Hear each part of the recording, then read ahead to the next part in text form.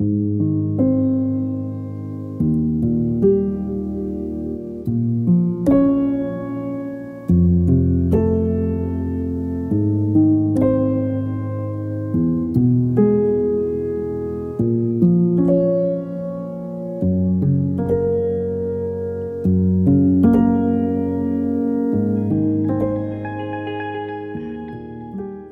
everybody.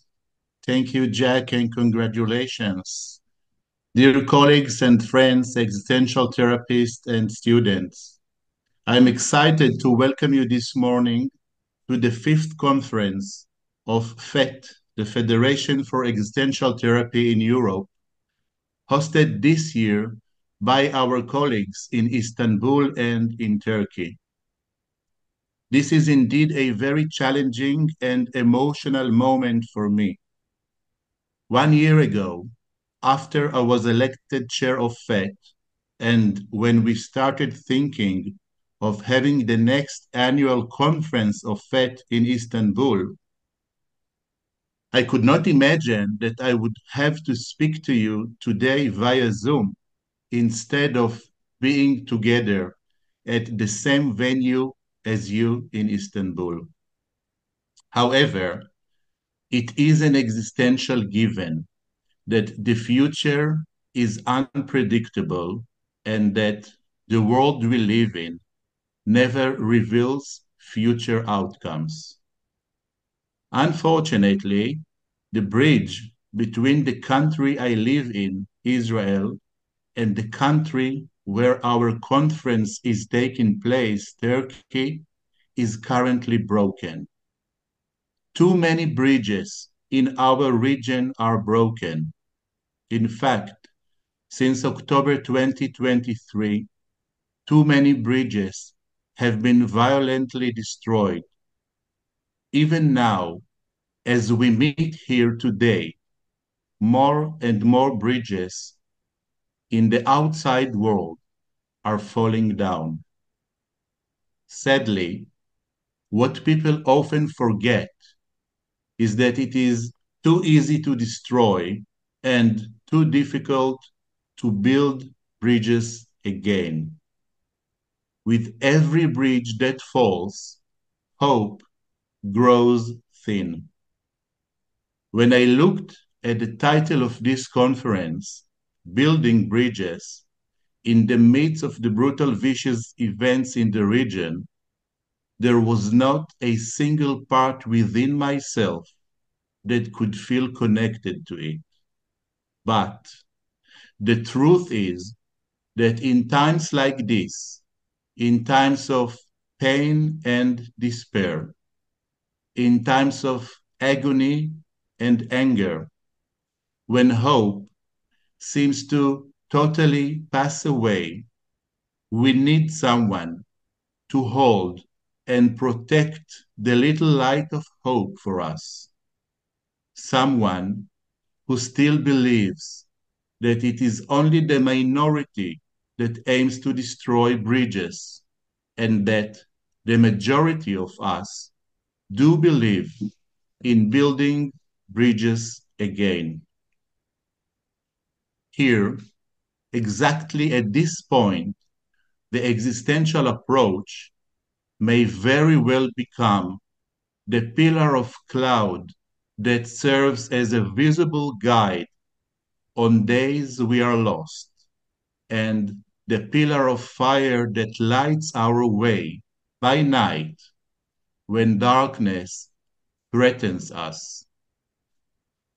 It is no surprise that one of the greatest times of growth of the existential approach was after the Second World War, since in sharp contradiction to the ideas of the Nazi regime, which built its power on classifying and categorizing human beings based on their religion, origin, or belief, the existential approach offered a totally different point of view.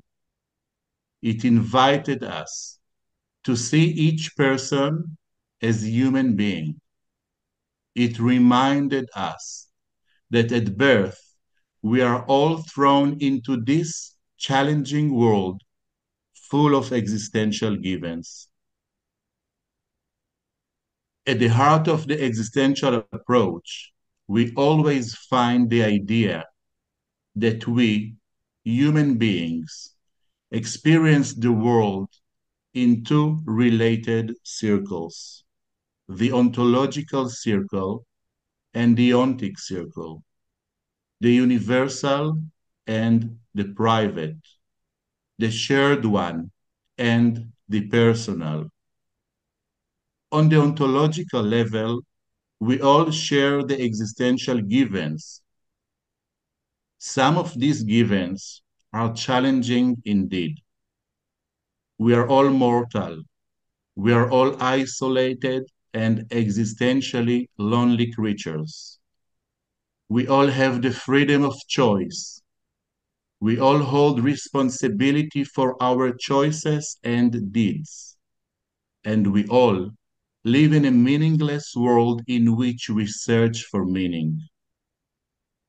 Personal encounters with the existential givens and the way which of each of the ontological givens presents itself in the life of each and every one of us may differ.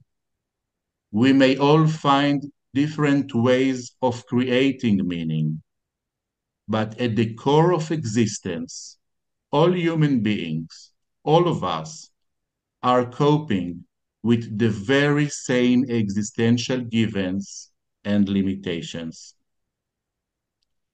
On the clinical side, while clients come to existential therapy, one of the things we try to do is find out, together with them, how the difficulties and problems they currently face echo a greater ontological challenge. How the anxiety that now reveals itself in their personal lives resonates the encounter with an ontological given.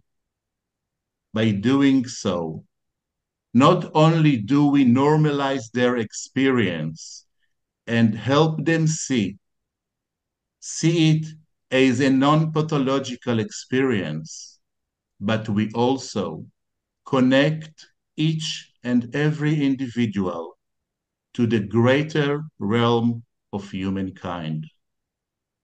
Practicing existential therapy is therefore practically building bridges.